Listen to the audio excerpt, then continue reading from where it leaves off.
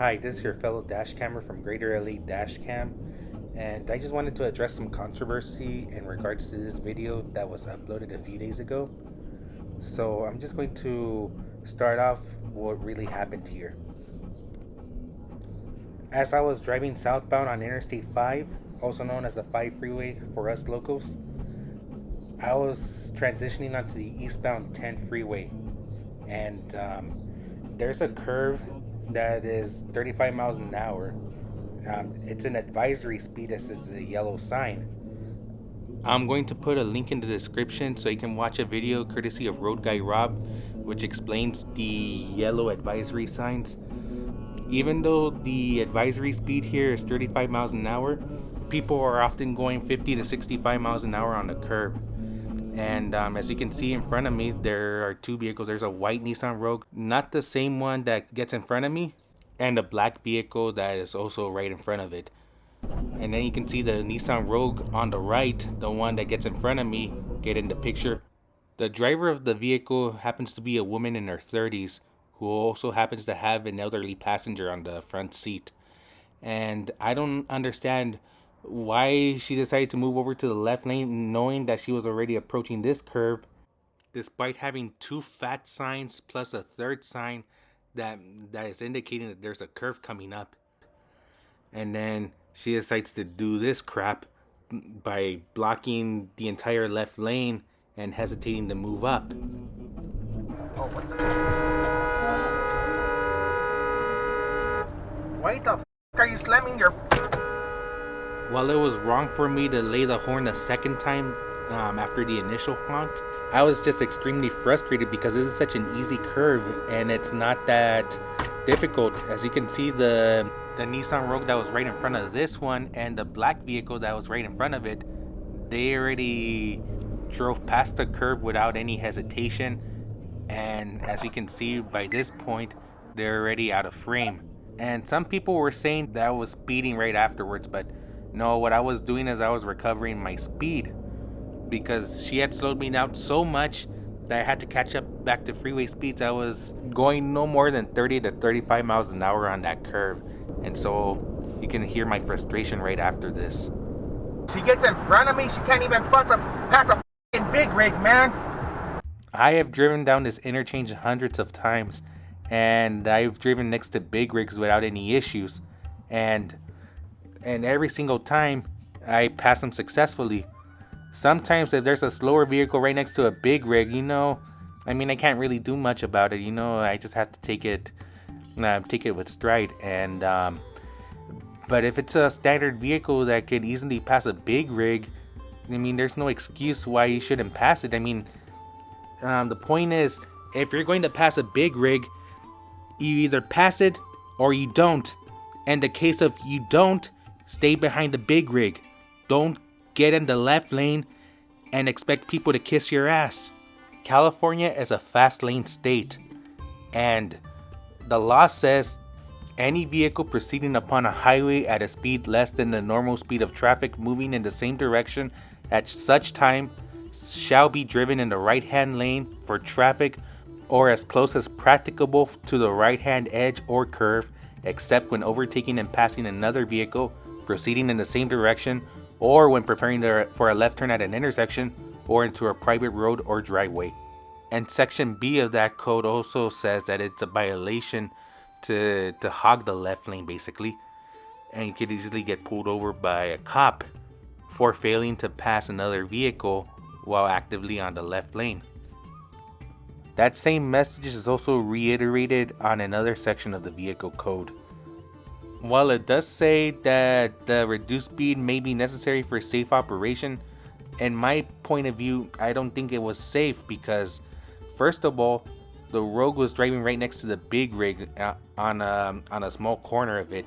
And while it's technically not in a blind spot, in the event that a tire pops out or something, the road driver needs to be prepared for that. So it either needs to stay behind or speed up. And sometimes I understand why people need to slow down. Sometimes it could be out of fear or trauma of another event. Or as someone else pointed out, that maybe they're not familiar with the curve itself. But despite all that, there's no excuse as to why you drive next to the big rig and hog the lane of traffic. I mean, if you're timid to drive on a curve, you need to stay on the right.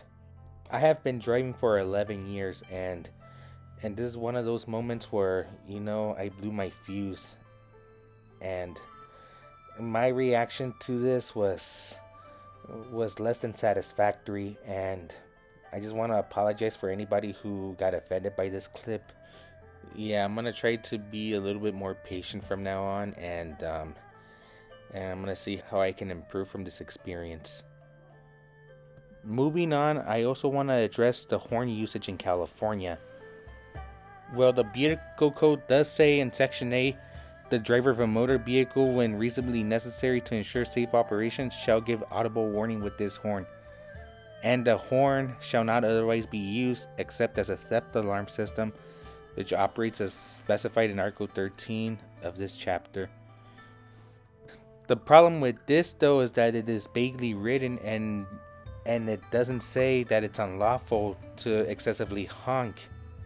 And I know I researched a few articles regarding this vehicle code, and although a few of them say that you shouldn't honk because they made a mistake, or because they're driving slow, or because you're upset at them, etc., etc. I mean, pretty much everybody does it, and it's not explicit enough to say that it's illegal. And unless California revises this a little bit more, then I can do whatever I want with my horn. I mean, most likely I'm not gonna get pulled over. I don't think in SoCal many law enforcement agencies don't care. Sometimes you just have to use your judgment and know your limits too. Sometimes you gotta understand that there's a right place and a right time to honk.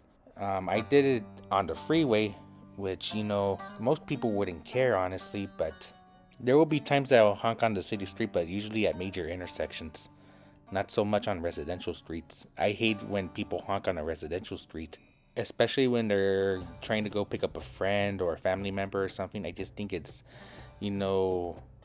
very irritating. We're in the age of cell phones and text messaging, and people can't simply do that instead of honking. But enough talk of horns today.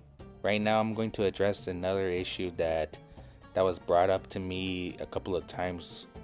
After my video was uploaded on dashcam lessons, I got bombarded with a lot of roasting, and as I was trying to explain the situation to some of these people, a lot of people were bashing me, and then eventually it spread onto my channel. I got a couple of users saying that were like, why are you deleting the comments? But at that time I hadn't even gotten a single negative comment yet. And then that's when everybody from dashcam lessons started flocking over to my channel, and then they were posting a lot of things about I regulate the comments and that I censored people from doing so. That is not 100% true. The issue that I have with the people who comment on my channel is not the people that give me constructive criticism, like saying that, oh, that you need to be a little bit more patient, that this and that. The problem that I have is that people who decide to humiliate me on this channel, making fun of my diet, saying that I was in a rush to go to McDonald's, insinuating that I was fat, and I also got comments saying that when you're late to work at Walmart, and you don't ever compare me to such low-grade bullshit work. Some of these people wish that they had a really good working job, and then they have to ridicule people by saying stuff like that. It's degrading and completely unnecessary as well. Although I may not like my current job, I'm happy to say that I do have a job, and I can use that experience later on to get something much better in the future. When I post these videos, I expect to be roasted. I expect to get negative comments, but when it gets way out of control, I feel like I'm being attacked. personally, and and although I don't take all of the comments that I get on these type of videos very seriously.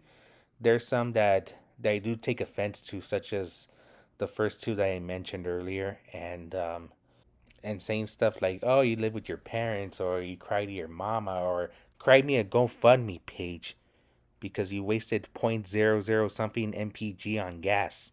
Gas is expensive in California, and when people slow down like that, you're just making other people waste gas. And this video, I wasn't driving a hybrid vehicle. I was driving a gas powered truck.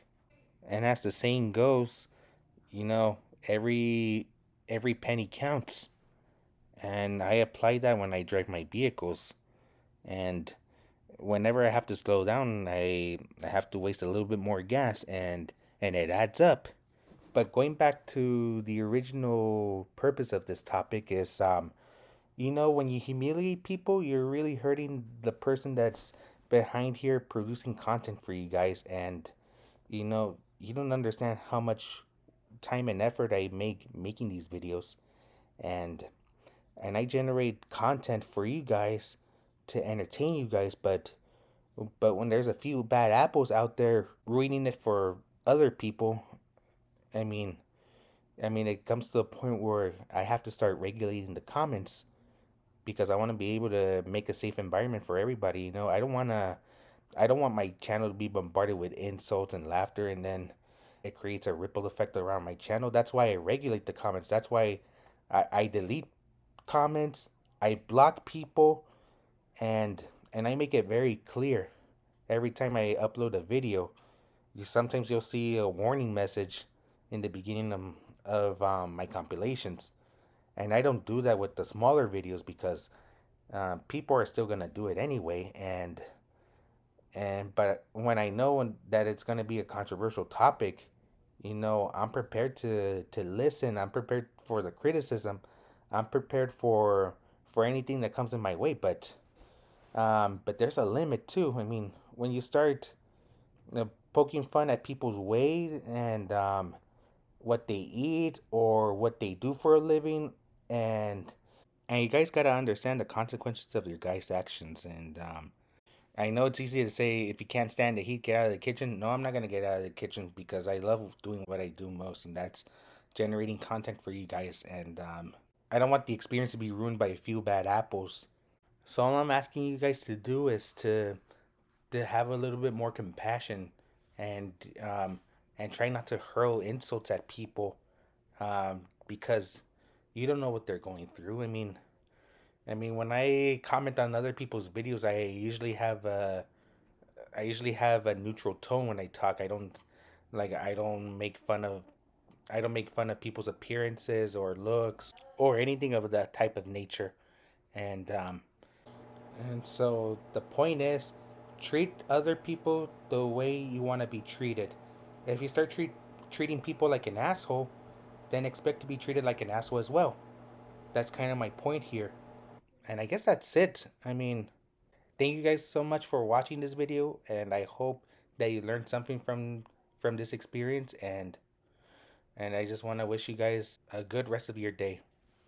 Thank you for now. Bye bye.